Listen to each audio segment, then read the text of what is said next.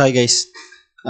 இந்த வீடியோவில் வந்து பார்த்தீங்கன்னா பிஇ ரேஷியோ அப்படின்னா என்ன, அதை எப்படி நம்ம யூஸ் பண்ணுறது, அதை எப்படி அண்டர்ஸ்டாண்ட் பண்ணிக்கிறது அப்படிங்கிறது வந்து இன்னும் நிறைய பேருக்கு கன்ஃபியூஷன் இருக்குது. அதை வந்து நான் கிளியராக பிஇ ரேஷியோனா என்ன அப்படிங்கிறது இந்த வீடியோக்கு அப்புறம் நீங்கள் அதை டவுட்டே கேட்க மாட்டீங்க, ஓகேங்களா? ஸோ ஏன்னா அது ரொம்ப ரொம்ப முக்கியமான ஒரு விஷயம், ரொம்ப ரொம்ப சிம்பிளான ஒரு விஷயம். ஆனால் நிறைய பேர் அந்த பேரை பார்த்து கன்ஃபியூஸ் ஆகிக்கிறாங்க, சரிங்களா, பிகினர்ஸு. ஸோ அதை வந்து இந்த வீடியோவில் ஃபுல்லாக நான் சொல்லிடுறேன்.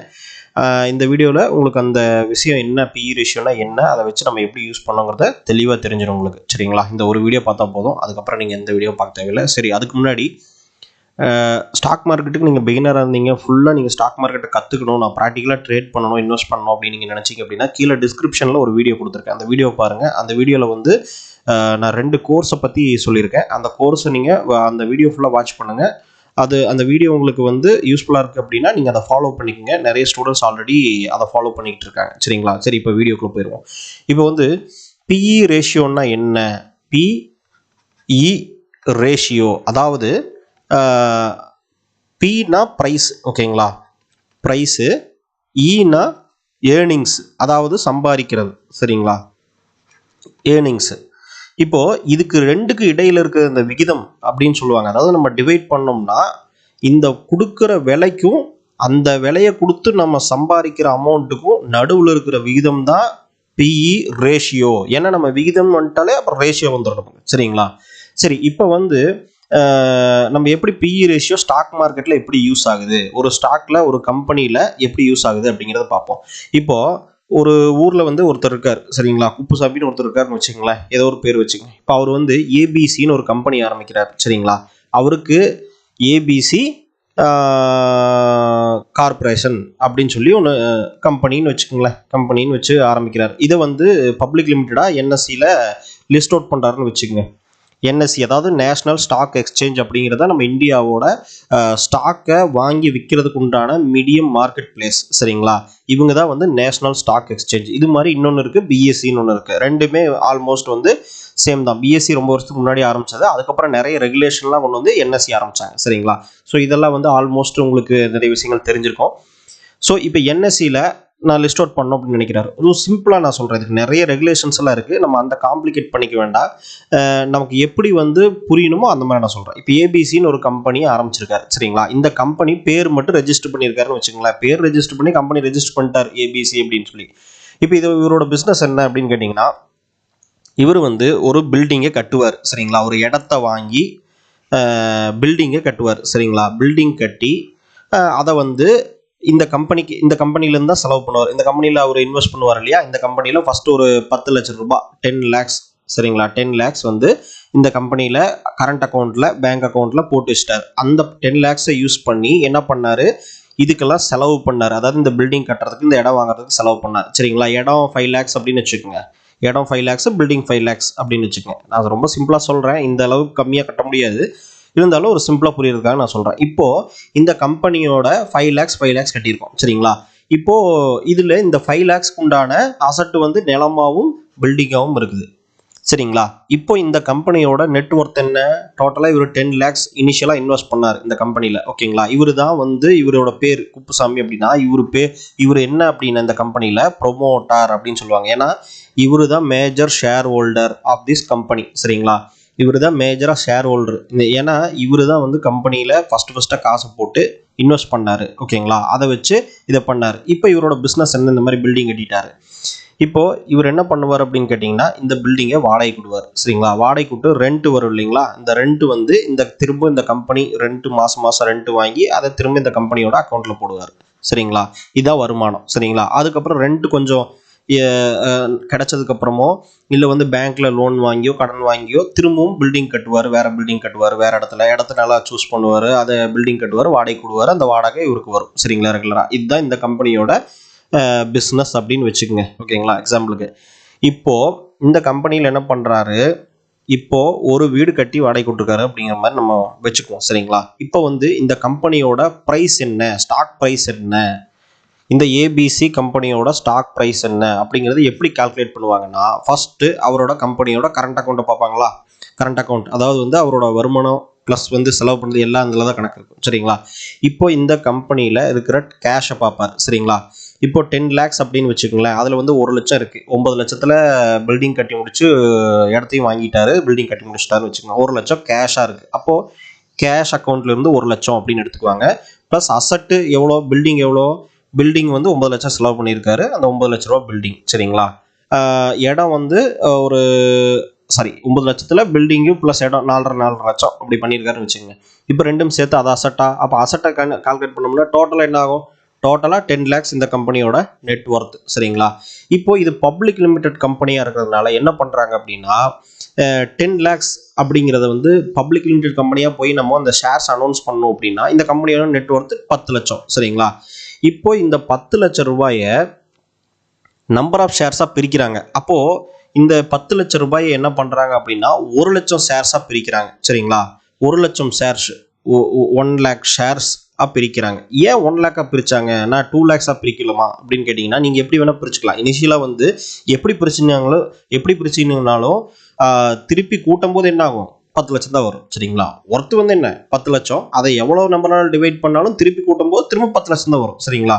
ஸ்டாக்கோட ப்ரைஸ் வந்து 10 ரூபா initial value, face value announce பண்ணலாம் அப்படின்னு சொல்லி 10 ரூபா அப்படின்னு சொல்லி அனௌன்ஸ் பண்ணுறாங்க, சரிங்களா.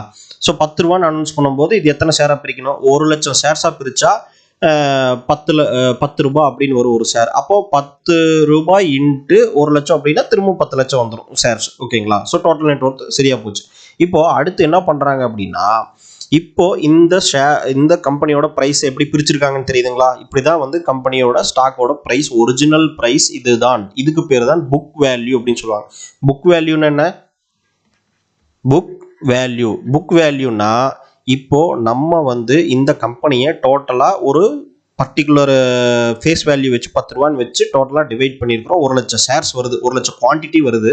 அந்த 1 லட்சம் குவான்டிட்டியால் டிவைட் பண்ணும்போது 10 ரூபாய் அப்படின்னு ஒரு ஷேர் ப்ரைஸ் வருது. அப்போ இனிஷியலாக இந்த கம்பெனியில் எந்த வேல்யூஷனுமே இல்லை. ஃபியூச்சரில் வந்து இந்த கம்பெனி என்ன போகும் அப்படிங்கிறதெல்லாம் வேல்யூஷன் இல்லை. சிம்பிளாக என்ன இருக்கோ அதை வச்சு டிவைட் பண்ணியிருக்காங்க. இதுக்கு பேர் தான் புக் வேல்யூ. எப்பவுமே கம்பெனியோட புக் வேல்யூ அப்படிங்கிறதா ஒரிஜினலான கம்பெனி வேல்யூ.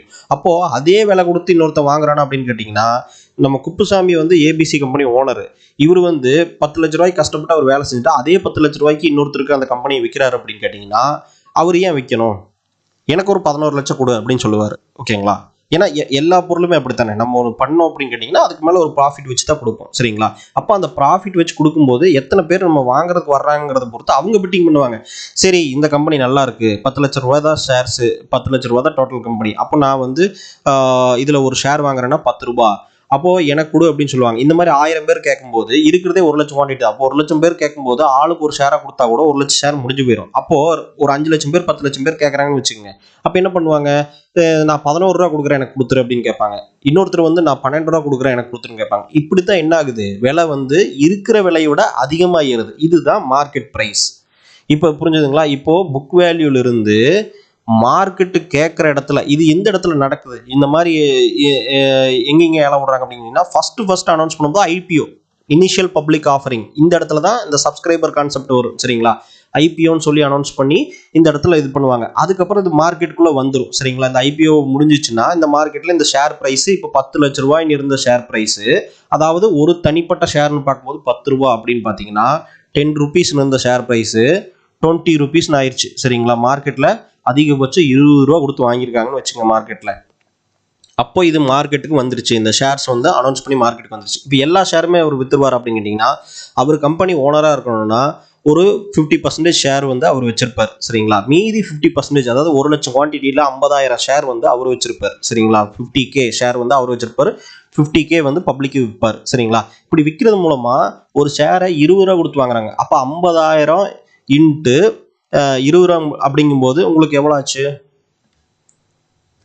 ஸோ திரும்ப உங்களுக்கு வந்து 10 லட்ச ரூபா கிடைச்சிடும், சரிங்களா. 50,000 இன்ட்டு 10 ரூபான்னு போட்டிங்கன்னா 5 லட்சம். திரும்ப 20 ரூபான்னு போடும்போது 10 லட்ச ரூபா திரும்ப உங்களுக்கு என்ன ஆகுது? 10 லட்ச ரூபா கொடுத்து இந்த ஷேர் 50,000 ஷேர் வாங்கியிருக்காங்க. அப்படிங்கும்போது அந்த 10 லட்ச ரூபா என்ன ஆகும்? திரும்ப அந்த கம்பெனிக்குள்ளே வரும். ஏன்னா அந்த விலை கொடுத்து தான் அந்த ஷேர் வாங்கியிருக்காங்க. அப்போ இவருக்கு என்னாச்சு? இன்னொரு 10 லட்ச ரூபா கிடைச்சிருக்குது ஐபிஓ மூலமாக. அப்போது இன்னொரு 10 லட்ச ரூபா கிடச்சுன்னா அப்போ இன்னொரு திரும்ப என்ன பண்ணுவார்? பில்டிங் வாங்கி திரும்பவும் வந்து பில்டிங் இது பண்ணி திரும்ப வாடகை கொடுவார், சரிங்களா. இதுதான் கணக்கு. இப்போ இந்த ஷேரோட மார்க்கெட் ப்ரைஸ் அப்படிங்கிறதா 20 ரூபா. ஏன்னா இது மார்க்கெட்டில் கொடுக்குற ப்ரைஸ் ஆனால் புக் வேல்யூ அப்படிங்கிறது வந்து பார்த்தீங்க அப்படின்னா ஒரிஜினல் ப்ரைஸ். ஓகேங்களா, எல்லா கம்பெனிக்கும் புக் வேல்யூ அப்படின்னு நீங்கள் சர்ச் பண்ணிங்கன்னா உங்களுக்கு தெரியும் அது எத்தனை மடங்கு புக் வேல்யூவை தாண்டி ஷேரோட ப்ரைஸ் வித்துட்டு இருக்குது மார்க்கெட்டில் அப்படிங்கிறது உங்களுக்கு தெரியும். சரிங்களா, அதை வேணால் நான் அப்புறமா காமிக்கிறேன். மோஸ்ட்லி நிறைய பேருக்கு தெரிஞ்சிருக்கிறதுக்கு வாய்ப்பு இருக்குது. தெரியலன்னா கமெண்ட் பண்ணுங்கள், நான் அதை வந்து உங்களுக்கு நேரடியாக காமிக்கிறேன். சரிங்களா, சரி, இப்போ வந்து பார்த்தீங்கன்னா புக் வேல்யூ அப்படின்னா என்னென்னு தெரிஞ்சிச்சு. ஸோ புக் வேல்யூ வச்சு நம்ம கணக்கு போட முடியாது. ஏன்னா மார்க்கெட்டில் நமக்கு என்ன வேலை கிடைக்குது அப்படிங்கிறது பொறுத்தா நம்ம கணக்கு போட முடியும். அப்போ இந்த புக் வேல்யூங்கிற கான்செப்டை ஓரமாக ஒதுக்கி வச்சுருங்க. ஏன்னா ஒரிஜினல் கம்பெனியோட ஷேரோட ப்ரைஸ்க்கு ஈக்குவலாகவே அப்படியே யாரும் தரமாட்டாங்க. அதனால் புக் வேல்யூ அப்படிங்கிறது நமக்கு கிடைக்காது. எப்பவுமே மார்க்கெட்டில் என்ன ப்ரைஸ் போயிட்டு இருக்கோ அதை கிடைக்கும். அப்போ மார்க்கெட்டில் வந்து இந்த கம்பெனியோட விலை எவ்வளோ? ஒரு ஷேர் வந்து 20 ரூபா. சரிங்களா, 20 ரூபா.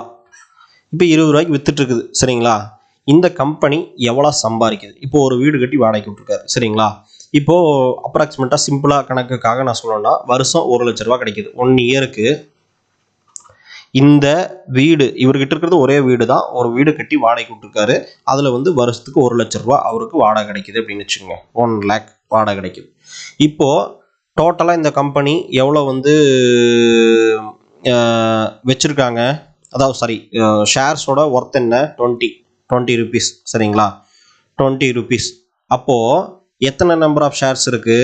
1 லட்சம் ஷேர்ஸ் இருக்குது அப்படின்னு வச்சுக்கோங்க. டோட்டலாக சொல்கிறேன், நான் வந்து ஓனரோட ஷேரையும் சேர்த்தே சொல்கிறேன் நான். சரிங்களா, 1 லட்சம் ஷேர் இருக்குது. ஏன்னா நம்ம எல்லாமே சேர்த்து தான் கணக்கு போடுவோம். கணக்கு போடும்போது எல்லாமே சேர்த்தா கணக்கு போடுவோம். தனித்தனியாக ஒரு ஷேருக்குன்னு பார்க்கும்போது எல்லாம் ஈக்குவல் வேல்யூ தான் வரும். சரிங்களா, இப்போ 1 லட்சம் ஷேர்ஸு இருக்குது. சரிங்களா, அப்போது 1 லட்சம் ஷேர்ஸ் அப்படிங்கும்போது 1 லட்சம் குவான்டிட்டி ஷேர்ஸ் இருக்குது. சரிங்களா, அப்போது 1 லட்சம் ரூபாய் சம்பாதிக்குது.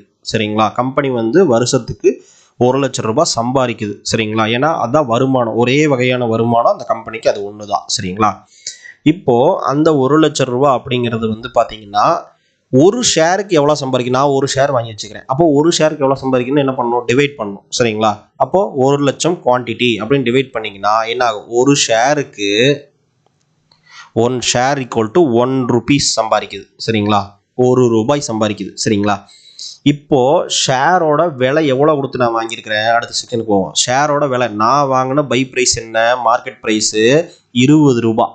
சரிங்களா, இது வந்து ப்ரைஸ். சரிங்களா, நல்ல வார்த்தை கவனிச்சுங்க, இது வந்து ப்ரைஸ். இப்போது நான் எவ்வளோ இந்த கம்பெனி சம்பாதிக்குது, எனக்கு சம்பாரிச்சு கொடுக்குது நான் வாங்கின ஒரு ஷேருக்கு? 1 ரூபா. சரிங்களா, 1 ரூபா. இதுதான் வந்து ஏர்னிங்ஸ். இதுதான் வந்து ஏர்னிங்ஸ். சரிங்களா, இப்போது நான் 20 ரூபா கொடுத்து இந்த கம்பெனி ஷேரை வாங்கினா என்னோட பங்குக்கு அது 1 ரூபாய் எனக்கு சம்பாரிச்சு கொடுக்குதுன்னா 20 ரூபாயில் 1 ரூபாய் எத்தனை பர்சன்டேஜ்? இப்போ 10 ரூபாயில் 1 ரூபா 10%. சரிங்களா, இப்போ 20 ரூபாயில் 1 ரூபா அப்படிங்கும்போது பாதியாயிருது, 5%. சரிங்களா, அப்போது 5% தான் எனக்கு வருஷத்துக்கு ரிட்டர்ன் கிடைக்குது. சரிங்களா, அப்போது இந்த கம்பெனியில் நான் இப்போ 1 லட்சம் குவான்டிட்டியாக ஷேர் இருக்குது. அதனால் அதை விட்டுருங்க. இப்போ 20 ரூபா நான் கொடுத்து ஒரு பொருளை வாங்குறேன்னா எனக்கு 5 ரூபாய் எனக்கு வருஷத்துக்கு ரிட்டர்ன் கிடைக்குது. சரிங்களா, இந்த ரிட்டர்ன் எனக்கு டைரெக்டாக கிடைச்சிருமான்னு கேட்டிங்கன்னா இந்த 5% ரிட்டர்ன், இந்த 1 ரூபாயில் 50 பைசா எனக்கு டிவிடெண்டாக கொடுக்கறதுக்கு வாய்ப்பு இருக்குது. சரிங்களா, கம்பெனி வந்து எனக்கு டிவிடெண்டாக அக்கௌண்ட்டில் போட்டுருவாங்க. அப்படி இல்லைன்னா இதே 5 ரூபாயை திரும்ப இந்த கம்பெனியில் தான் போட போகிறாங்க, ரீஇன்வெஸ்ட் பண்ண போகிறாங்க. சரிங்களா, ரீஇன்வெஸ்ட் பண்ணும்போது என்ன பண்ணுவாங்க? இந்த 5 ரூபா லாபத்தை எடுத்து திரும்பவும் வந்து கம்பெனிலேயே போட்டு திரும்பவும் வீடை கட்டி திரும்ப வாடகைக்கு விடுவாங்க. எல்லாம் ஒன்று தான். மொத்தத்தில் உங்களுக்கு அது அப்படி திரும்ப அவங்க வீடை கட்டினாலுமே அதில் ஒரு பர்சன்டேஜ், அந்த 1 ரூபாங்கிறது உங்களோட பங்கு தானே. அப்போ உங்ககிட்ட தான் இருக்கும் எப்போவுமே. சரிங்களா, அப்போது உங்களுக்கு அது பிரச்சனை கிடையாது. எப்படியோ ஒன்று அவங்க பண்ணுறாங்க. ஒன்று டிவிடெண்ட்டாக 50 பைசா கொடுத்துட்டு நமக்கு மீதி 50 பைசா அவங்களே வச்சுக்கிட்டாலும் அவங்க, அதாவது கம்பெனியில் தான் போடுவாங்க. எல்லாத்துக்கும் கணக்கு இருக்குது இல்லை, கம்பெனியில் தான் போட்டு திரும்பவும் வந்து அந்த கம்பெனியில் யூஸ் பண்ணுவாங்க. சரிங்களா, இதுதான் வந்து ப்ரைஸ் அண்டு இது வந்து ஏர்னிங்ஸ். சரிங்களா, இப்போது இதுக்கு ப்ரைஸ் ஏர்னிங்ஸ்க்கு உண்டான டிஃப்ரென்ஸ் என்ன அப்படிங்கிறது உங்களுக்கு தெரிஞ்சிருச்சு. சரி, இதை ஸ்டாக்கை எப்படி வேல்யூட் பண்ணுறாங்க அப்படின்னு நீங்கள் பார்த்தீங்க அப்படின்னா இப்போது இந்த கம்பெனியோட விலை 20. சரிங்களா, பிஇ ரேஷியோன்னு என்ன? பி டிவைடட் பை இ. அப்போது பிஇ ரேஷியோ டிவைட் பண்ணுங்கள், 20 டிவைடட் பை 1. சரிங்களா, எவ்வளோ வரும்? திரும்பவும் 20. சரிங்களா, அப்போ பிஇ ரேஷியோ இந்த கம்பெனியோட ஏபிசி கம்பெனியோட பிஇ ரேஷியோன்னா 20. அப்போ 20 அப்படின்னாலே உங்களுக்கு தெரிஞ்சிருக்கும் 5% தான் ரிட்டர்ன். புரிஞ்சுதுங்களா? 20 அப்படின்னா 5% ரிட்டர்ன். ஒரு சில கம்பெனிஸ் 30 வரும் சரிங்களா? அப்போ ஒரு சில கம்பெனிஸ் 40 வரும். அப்போ என்ன ஆகுது? 2.5% தான் ரிட்டர்ன் ஆயிருது சரிங்களா? இப்போ 40ங்கிற பிஇ ரேஷியோ ஒரு கம்பெனிக்கு இருக்குன்னு வச்சுங்க. நீங்க வந்து என்எஸ்சி வெப்சைட்டுக்கு போறீங்க. ரிலையன்ஸ் எவ்வளோ இருக்குது அப்படின்னு நம்ம பார்க்குறோம்னு வச்சுங்க. ஃபார் எக்ஸாம்பிளுக்கு நான் இப்போ ஒரு கம்பெனி நான் எடுத்து காமிக்கிறேன். இப்போ ஸ்க்ரீனர் அப்படிங்கிற ஒரு வெப்சைட்டுக்கு போயிருங்க சரிங்களா? இந்த screener.comல போயிட்டு ரிலையன்ஸ் அப்படின்னு நான் கொடுக்குறேன். ரிலையன்ஸ் இண்டஸ்ட்ரீஸ் அப்படின்னு நான் கொடுக்குறேன். இப்போ இந்த கம்பெனியோட பிஇ ரேஷியோ ஸ்டாக் பிஇ ரேஷியோன்னு பாருங்கள் 31. அப்போது என்ன ஆகுது? உங்களுக்கு அப்ராக்சிமேட்டாக நமக்கு தெரிஞ்சு 20நாலே 5% ரிட்டர்ன் தான் நமக்கு கிடைக்க போகுது சரிங்களா? ஏன்னா அந்த ப்ரைஸ் கரண்ட் ப்ரைஸ் 2267 ரூபா. அது கீழே வந்தீங்க அப்படின்னா ஏர்னிங்ஸ் எவ்வளோ, ப்ராஃபிட்டு, லாஸ்ட் ஸ்டேட்மெண்ட், ஏர்னிங்ஸ் எவ்வளோ பாருங்கள். ஒரு ஷேருக்கு ஏர்னிங் பர் ஷேர், ஒரு ஷேருக்கு எவ்வளோ சம்பாதிக்குது அப்படின்னு பார்த்தீங்கன்னா 75 ரூபா.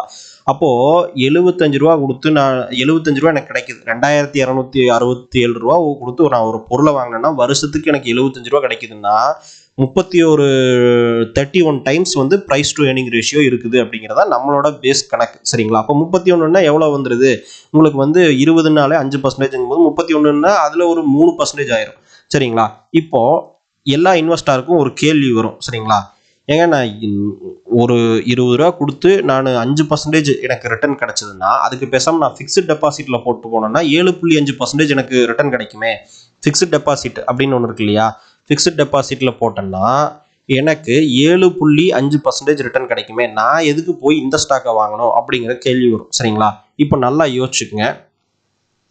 இப்போ இந்த கம்பெனிங்கிறது எந்த அளவுக்கு வளர்ச்சி அடைஞ்சிட்டே போகும், வருஷத்துக்கு எவ்வளோ வீடு கட்டுறாங்க, எவ்வளோ வீடு வாடகை கொடுறாங்க அப்படிங்கிறது நமக்கு ஒரு கணக்கு இருக்கும் சரிங்களா? அந்த கம்பெனியோட வளர்ச்சி பார்க்கும்போது வெறும் அக்கௌண்டிங் ஸ்டேட்மெண்ட்டை மட்டும் பார்க்கும்போது இந்த மாதிரி இருக்கும். ஆனால் ப்ரீவியஸ் அக்கௌண்டிங் ஸ்டேட்மெண்ட்டெல்லாம் பார்க்கும்போது ஒரு வளர்ச்சி அடைஞ்சிட்டே வருது ஒரு கம்பெனி அப்படிங்கும்போது அப்போ அது இந்த வேகத்தில் வளர்ச்சி அடையுது அப்படிங்கிறத வச்சு தான் நம்ம அடுத்த ஒரு 10 வருஷத்துக்கு கணக்கு போடுறோம் சரிங்களா? அடுத்த 10 வருஷத்துக்கு நம்ம கணக்கு போட்டு தான் இந்த பிஇ ரேஷியோ அந்த அளவுக்கு வந்திருக்குது சரிங்களா? யாருமே வந்து இப்போ இதில் வாங்கின அந்த ரிலையன்ஸ் இண்டஸ்ட்ரீஸில் வாங்கின இன்வெஸ்டர்ஸ் எல்லாம் ஒரு 3% ரிட்டனுக்கா 100 கோடி 200 கோடின்னு ஷேர்ஸை பை பண்ணுறாங்க அப்படின்னு நினைக்கிறீங்களா? கிடையாது. ஏன்னா அவங்களுக்கு வந்து ஃபியூச்சரில் வந்து அது இன்க்ரீஸ் ஆயிரும் சரிங்களா? இன்க்ரீஸ் ஆகிறதுனால அந்த கணக்கு வச்சு தான் அவங்க வளர்ச்சி அடைஞ்சிட்டு இருக்கிற வேகத்தை வச்சு தான் அவங்க வந்து டிசைட் பண்ணுறாங்க. அதனால் பிஇ ரேஷியோ அப்படிங்கிறது வந்து பார்த்தீங்கன்னா மோஸ்ட்லி இப்போ 40ன்னு இருந்துச்சுன்னா ரொம்ப அதிகம்னு சொல்லுவாங்க. இப்போ 15ன்னு இருந்துச்சுன்னா பரவாயில்லன்னு சொல்லுவாங்க. 15 பிஇ ரேஷியோ இருந்துச்சுன்னா, 15 கம்மியாக இருந்துச்சுன்னா நல்ல கம்பெனின்னு சொல்லுவாங்க.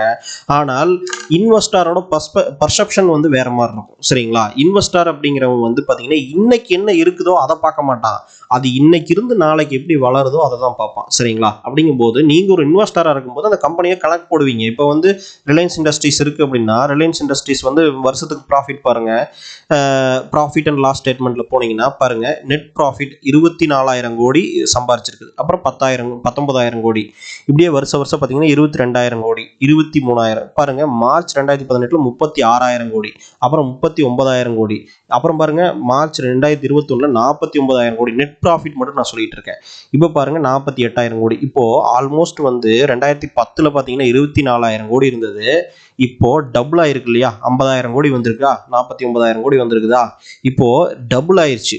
இப்போ இன்னைக்கு நீங்க இந்த 24,000 கோடி இருந்தப்போ ப்ராஃபிட் இருந்தப்போ அந்த ஷேரோட ப்ரைஸ் ஒன்று இருக்குதுன்னு வச்சுக்கோங்க. ஆனால் அந்த டைம்ல நீங்க வாங்கியிருந்தீங்க அப்படின்னா இப்போ 2021 அதாவது 10 வருஷம் கழிச்சு அப்படியே டபுள் ஆயிருக்கும் சரிங்களா? அப்போ டபுள் ஆகும்போது உங்களோட ஷேரோட மதிப்பு என்ன, அந்த கம்பெனியோட மதிப்பு என்ன, அதுவும் டபுள் ஆயிரும் சரிங்களா? ஏன்னா நீங்க வந்து 20 ரூபா கொடுத்து 1 ரூபா சம்பாரிச்சிட்டு இருக்கீங்க சரிங்களா? இந்த நம்ம குப்புசாமி கம்பெனியை பொறுத்த வரைக்கும், ஏபிசி கம்பெனியை பொறுத்த வரைக்கும் 20 ரூபாய்க்கு நம்ம ஒரு ஷேர் வாங்கி 1 ரூபா சம்பாதிக்கிறோம். ஆனால் அது இன்னைக்கு நிலைமை. நாளைக்கு நீங்க இப்போ வாங்கினதை விட 20 ரூபா தான். அது மாற போறதில்லை. நீங்க வாங்கின பிரைஸ் மாற போறதில்லை. அப்போ நாளைக்கு 10 வருஷம் கழிச்சு அந்த ஷேர் என்ன ரேட்டுக்கு வித்துட்டு இருக்கோம், அது வந்து வருஷத்துக்கு 20 ரூபா சம்பாதிக்குதுன்னு வைங்க. 10 வருஷம் கழிச்சு அந்த கம்பெனி 20 ரூபா சம்பாதிக்குது அப்படின்னு கேட்டிங்கன்னா 100% ரிட்டர்ன் இல்லையா? ஏன்னா நீங்க வாங்கின பிரைஸ் 20 ரூபாய்க்கு வாங்கினீங்க, அன்னைக்கு 1 ரூபா சம்பாரிச்சிருந்தா, ஆனால் 10 வருஷம் கழிச்சு உங்களுக்கு அது 20 ரூபா சம்பாரிச்சு கொடுக்குது. அப்படிங்கும்போது 10 வருஷம் கழிச்சு உங்களுக்கு கிடைக்கக்கூடிய ரிட்டர்ன் என்ன? நீங்க வாங்கின பிரைஸ் என்ன? 20 ரூபா. அவங்களுக்கு கிடைக்கக்கூடிய ரிட்டர்ன் என்ன? அதே 20 ரூபா. அப்படிங்கும்போது 100% உங்களுக்கு வந்து ரிட்டர்ன் கிடைக்குது இல்லையா? ஸோ அப்போ அந்த 10 வருஷத்துக்கு அப்புறமா தான் பார்ப்பாங்க. அப்போ 100% ரிட்டர்ன் கிடைக்குதுன்னா அப்போ நீங்க பிஇ ரேஷியோ எவ்வளோ இருக்குன்னு பாருங்க. இப்போ 10 வருஷம் கழிச்சு நான் கணக்கு போடுறேன் சரிங்களா? இன்னைக்கு 20 ரூபா எனக்கு கிடைக்கக்கூடியது 1 ரூபா. இப்போ 10 வருஷம் கழிச்சு எனக்கு நான் வாங்கின பிரைஸ் ஒன்றும் மாற போறது இல்லை. நான் அந்த அவ்வளோதான் காசு கொடுத்து வாங்கினேன், 20 ரூபா தான் கொடுத்து வாங்கினேன் சரிங்களா. 10 வருஷம் கழிச்சு அதே 20 ரூபா சம்பாரிச்சு கொடுக்குது. அப்போ அன்னைக்கு வந்து இதோட டிஃபரன்ஸ் என்ன, பி ரேஷியோ 20 டைம்ஸ் அப்படின்னு வச்சுக்கோங்க. இப்போ இதோட பி ரேஷியோ கணக்கு போடுங்க. இப்போ 20 ரூபா வந்துருச்சு, இப்போ 20 டைம்ஸ் கணக்கு போடுங்க, என்ன ஆகும் உங்களுக்கு வந்து இது 20 மடங்கு வருது. கணக்கு போட்டிங்கன்னா எவ்வளோ வருது, 400 ரூபா வருது சரிங்களா. இப்போ உங்களோட ஷேரோட ப்ரைஸ் இதே சேம் கான்செப்டில் 10 வருஷம் கழிச்சு மார்க்கெட் எக்ஸிக்யூட் ஆனால் கூட 400 ரூபா உங்களுக்கு கிடைக்கும். நீங்கள் வந்து 20 ரூபாய்க்கு வாங்கியிருக்கீங்க, உங்களுக்கு இப்போ 10 வருஷம் கழிச்சு 20 ரூபா ரிட்டர்ன் கிடைக்குது. உங்களுக்கு 100% ரிட்டர்ன் உங்களுக்கு கிடைக்குது, 100% ரிட்டர்ன் உங்களுக்கு கிடைக்குது. இதுவே வந்து அன்னைக்கு ஷேரோட ப்ரைஸும் என்ன, இதே 20 டைம் அதிகமாக இருந்தால் கூட 20 டைம்ஸ் அதிகமாக விலைக்கு வித்துட்டு இருக்குது பி ரேஷியோ அப்படின்னா கூட 400 ரூபா உங்களுக்கு இருக்கும். அப்போது நீங்கள் இந்த ஷேரை விற்றாலும் எவ்வளோ ரூபாய்க்கு விற்கலாம், 400 ரூபாய்க்கு மார்க்கெட்டில் போயிட்டு இருக்கும் சரிங்களா. ஸோ இதுதான் வந்து அப்ராக்சிமேட் கணக்கு. அதனால் பி ரேஷியோ அப்படிங்கிறத புரிஞ்சுங்க. நம்ம வாரன் பஃபெட் சொல்லுவார், என்ன நம்ம வந்து கொடுக்குற விலை என்ன, நமக்கு கிடைக்கிற வேல்யூ என்ன அப்படிங்கிறத நம்ம பார்க்கணும் சரிங்களா.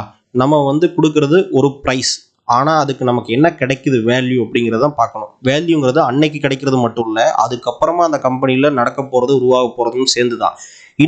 இன்னொரு கான்செப்ட் சொல்கிறேங்க இல்லைங்க. இப்போ நம்ம ஏற்கனவே வந்து இந்த பில்டிங் கட்டினதுக்கு 10 லட்சம் ஆச்சா. இப்போ இந்த மாதிரி ஒரு 10 வருஷம் கழிச்சு ஒரு 100 பில்டிங் கட்டிடுறாங்கன்னு வச்சுங்க. அப்போ அந்த இடத்தோட மதிப்பு அப்ரிசியேஷன் வேல்யூ. அப்போ நீங்க இந்த கம்பெனியில வந்து 10% ஹோல்டு பண்ணியிருக்கிறீங்க அப்படின்னா இந்த கம்பெனியோட மோஸ்ட்லி அசட் என்ன, எல்லாமே அசட்டு ஓகேங்களா. பில்டிங் அண்டு இடத்தோட விலை 10 வருஷம் கழிச்சு எங்கே போய் நிற்கும், நீங்கள் யோசிச்சு பாருங்க. அவங்க கமர்ஷியலாக கட்டுறாங்க பில்டிங் அப்படிங்கும்போது இடத்தோட விலை இன்க்ரீஸ் ஆகிட்டே தான் இருக்கும். அப்போ நீங்கள் வாங்கி வச்சிருக்கிற அசட் வந்து இன்க்ரீஸ் ஆகிக்கிட்டே இருக்கும் சரிங்களா. அப்போ இந்த 20 ரூபாய்ங்கிறது மட்டும் ரிட்டர்ன் கிடையாது, இந்த வேல்யூ அப்ரிசியேஷனும் சேர்த்துருக்கு. அதனால தான் ஒரு சில கம்பெனிஸ் நம்ம பார்க்கும்போது என்ன பண்ணுறோம் அப்படின்னு கேட்டிங்கன்னா, இப்போ நம்ம வந்து ஸ்டாக் மார்க்கெட்டுக்கு வந்துருவோம். இப்போ உங்களுக்கு பிஇ ரேஷியோனா என்னென்னு புரிஞ்சிருக்கும், ஏன் பார்க்குறோன்னு புரிஞ்சிருக்கும். அதே மாதிரி 40ன்னு பிஇ ரேஷியோ இருந்தால் கூட நீங்கள் அந்த கம்பெனியை கால்குலேட் பண்ணி பார்க்கணும் சரிங்களா. அப்போ தான் உங்களுக்கு புரியும் அடுத்த 10 வருஷத்துல எங்க போக போகுது அப்படிங்கிறது. இப்போ இதுக்கு பேர் தான் அடுத்த 10 வருஷத்துக்கு நம்ம கணக்கு போட்டு இன்னைக்கே கண்டுபிடிக்கிறதுக்கு பேர் தான் இன்ட்ரின்சிக் வேல்யூ கால்குலேஷன் சொல்லுவாங்க. அதாவது ஒரு பங்கோட உள்ளார்ந்த மதிப்பீடு. அப்போ அந்த இன்ட்ரின்சிக் வேல்யூ எப்படி கால்குலேட் பண்றது, நான் எப்படி கால்குலேட் பண்ணுவேன் அப்படிங்கிறதுல என்னோட கோர்ஸ்லயே கீழே டிஸ்கிரிப்ஷன்ல வீடியோ பார்த்தீங்கன்னா அந்த கோர்ஸ்லயே அதோட ஸ்ட்ராட்டஜி நான் கொடுத்துருக்கேன். அதை தவிர நிறைய ஸ்ட்ராட்டஜிஸ் கொடுத்துருக்கேன் நான். அதில் இதுவும் ஒன் ஆஃப் த ஸ்ட்ராட்டஜி. ஒரு எக்ஸல் ஷீட் கொடுத்து அந்த எக்ஸல் ஷீட்டை வச்சு எப்படி நம்ம கால்குலேட் பண்ணணும், நான் எப்படி கால்குலேட் பண்ணணும் அந்த கால்குலேட் பண்ணி நான் உங்களுக்கு யூஸ் பண்ணி கொடுத்துருக்கேன். நானும் அதே தான் ஃபாலோ பண்ணிக்கிட்டு இருக்கேன். எனக்கு வந்து இது நல்ல ப்ராஃபிட்டபுளாகவே இருக்குது, மோர் தென் நான் எக்ஸ்பெக்டடே ப்ராஃபிட்டபுளாகவே இருக்குது. நீங்கள் அதை டெஸ்ட் பண்ணி பார்த்துட்டு நீங்கள் யூஸ் பண்ணிக்கலாம் சரிங்களா. அது உங்களுக்கு ஃபுல்லாக வேணும் அப்படின்னு அந்த கோர்ஸ் கீழே டிஸ்கிரிப்ஷனில் பார்த்து நீங்கள் வீடியோ பார்த்து வாங்கிங்க சரிங்களா. இப்போது நம்ம என்ன பண்ண போகிறோம் அப்படின்னா, ஸோ இப்போ உங்களுக்கு புரிஞ்சிருக்கும், இந்த பிஇ ரேஷியோ அப்படிங்கிறது வந்து 40 இருந்தாலும் சரி, உங்களுக்கு அந்த பிஇ ரேஷியோ 100 மடங்கு இருந்தாலும் சரி சரிங்களா, பிஇ ரேஷியோ 100 இருந்தாலும் சரி, நீங்கள் பார்க்க வேண்டியது என்னென்னா அந்த கம்பெனியோட கரண்ட் பிஇ ரேஷியோ, அதாவது கரண்ட் ஏர்னிங்ஸ் எவ்வளோ, அது எந்த விதத்தில் 10 வருஷமா லாஸ்ட் 10 வருஷத்தில் எவ்வளோ வளர்ச்சி அடைஞ்சிருக்கு, இனி அடுத்த 10 வருஷத்தில் வளர்ச்சி அடைகிறதுக்கு என்ன மார்க்கெட் வாய்ப்பு இருக்குது அந்த கம்பெனிக்கு அப்படிங்கிறத அந்த கம்பெனியோட டீட்டெயில்ஸை நீங்கள் படித்து நீங்கள் தெரிஞ்சுக்கலாம் சரிங்களா. அந்த கம்பெனியோட டீட்டெயில்ஸ் நீங்கள் படிக்கணும்னா ஆனுவல் ரிப்போர்ட் அப்படின்னு சொல்லி அந்த கம்பெனிஸில் இருக்கும் சரிங்களா. அந்த கம்பெனி வெப்சைட் போனீங்கனால எந்த ஸ்டாக் செலக்ட் பண்ணாலும் அந்த கம்பெனி வெப்சைட் போனீங்கன்னா ஆனுவல் ரிப்போர்ட்னு இருக்கும். அதை படிக்கும்போது உங்களுக்கு அந்த பிஸ்னஸ் அண்டர்ஸ்டாண்ட் பண்ணும்போது உங்களுக்கு அந்த விஷயம் தெரியும். ஓகே, கம்பெனி நல்லா போயிட்டு இருக்கு, நிறைய விஷயங்கள் பண்ணிட்டு இருக்காங்க அப்படிங்கும்போது ஃபியூச்சரில் எவ்வளோ வளர்ச்சி அடையும் அப்படிங்கிறத பொறுத்து தான் வந்து பார்த்தீங்கன்னா பிஇ ரேஷியோ அப்படிங்கிறத கரெக்டான பிஇ ரேஷியோவா இல்லை அண்டர் வேல்யூடா அப்படிங்கிறத நம்ம சொல்ல முடியும் ஓகேங்களா. ஸோ அதனால பிஇ ரேஷியோ அப்படிங்கிற ஒரு விஷயத்தை பார்க்கும்போது அந்த ஏர்னிங்ஸோட க்ரோத், அதாவது பிஇயோட அதாவது ஏர்னிங்ஸோட க்ரோத்தையும் நீங்கள் சேர்த்து பார்க்கணும் சரிங்களா. இதுதான் ரொம்ப முக்கியமான விஷயம். இப்போ பிஇ ரேஷியோனா என்னன்னு தெரிஞ்சிருக்கும். ஸோ இதுதான் பிஇ ரேஷியோ. அவங்க வந்து ஏன் இதை கால்குலேட் பண்ணுறாங்க அப்படின்னா, இந்த நீ கொடுக்குற வாங்குற பொருளுக்கும் அதில் இருந்து கிடைக்கிற லாபத்துக்கும் எவ்வளோ சம்மந்தம் இருக்குது, எவ்வளோ பர்சன்டேஜ் ரிட்டர்ன் இருக்குது அப்படிங்கிறத நீ பார்த்துக்கோ அப்படிங்கிறத சிம்பிளான டேர்ம்ஸில் கொடுக்கும்போது அது பிஇ ரேஷியோ அப்படின்னு சொல்லி சிம்பிளாக கொடுக்குறாங்க. அதோட உள்ள இருக்கிற அந்த ரீசன், லாஜிக்கல் ரீசனிங் வந்து இதுதான். ஓகேங்களா? ஸோ இதை வச்சுட்டு நீங்கள் வந்து 40னா அதிகம், 100 பிஇ ரேஷியோனா கம்மி அப்படின்னு நம்ம சொல்ல முடியாது. ஏன்னா பிஇ ரேஷியோ அப்படிங்கிறது வந்து அடுத்த growth என்ன ஆக போகுதுங்கிறத வச்சு தான் நம்ம கால்குலேட் பண்ண முடியும். சரிங்களா? ஸோ அதனால அந்த growth கால்குலேஷன் பண்ணுறது எப்படிங்கிறது நீங்கள் கற்றுக்குங்க. அந்த டீட்டெயில்ஸ் வந்து நான் கோர்ஸில் கொடுத்துருக்கேன். உங்களுக்கு வேணும்னா நீங்கள் அந்த கோர்ஸையும் வாங்கி நீங்கள் படிச்சுக்கலாம். அதுக்கு வீடியோ டிஸ்கிரிப்ஷனில் வந்து ஒரு வீடியோ இருக்குது, அதை பாருங்கள். ஸோ நெக்ஸ்ட் வீடியோவில் நம்ம பார்க்கலாம்.